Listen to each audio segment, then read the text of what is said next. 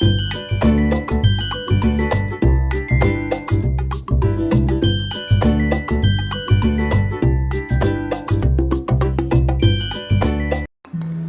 Everyone. आज हम रचना शारीर का एक टॉपिक देखेंगे जिसका नाम है पेशी शारीर। तो पेशी शारीर हमें 5 मार्क्स के लिए एक ऐसे क्यों आ सकता है, इस पहले के बनने की कोई चांस तो नहीं है, क्योंकि एनसीईआरटी के ब्लूप्रिंट्स में बताया हुआ है कि ये ऐसे का टॉपिक है। तो सबसे पहले हम इसकी देखते हैं व्याख्या। तो पेशी की व्याख्या इस तरह से है कि परस्परापासून विभक्त महासवय संघात म्हणजे पेशी।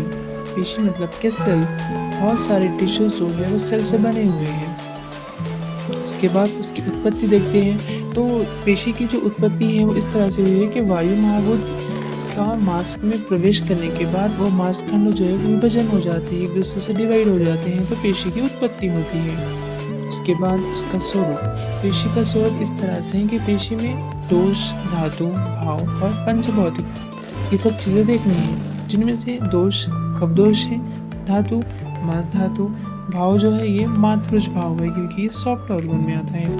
पंचभौतिक तत्व में ऐसा है कि इसमें पृथ्वी महाभूत का अधिक है, लेकिन 5 महाभूत से बनी हुई है। इसके बाद में उसके प्रकार देखा जाए तो 12 प्रकार के पेशी पड़ते हैं।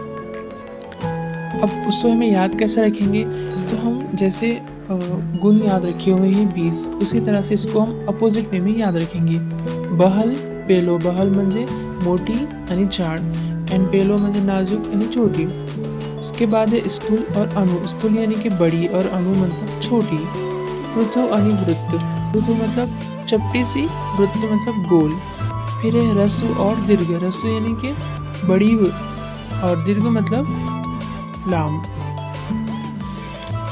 और एक है स्थिर और मृदु, इसके हालचाल के बेसिस पे दिया हुआ है। स्थिर मतलब कि जो ज़्यादा मोटिलिटी नहीं करती, और मृदु मतलब जो कि कोमल है और मोह है। और गुड़गुड़ित जो कि है वो सिलेक्शन वाली, और कर्कश मतलब कि खरखरित वाली। तो इसी तरह से 12 प्रकार बताए हुए हैं पेशी के। नेक्स्ट है संख्या। तो आचार्य सुश्रुत ने संख्या में पुरुष और स्त्री में डिफरेंस बताया हुआ है।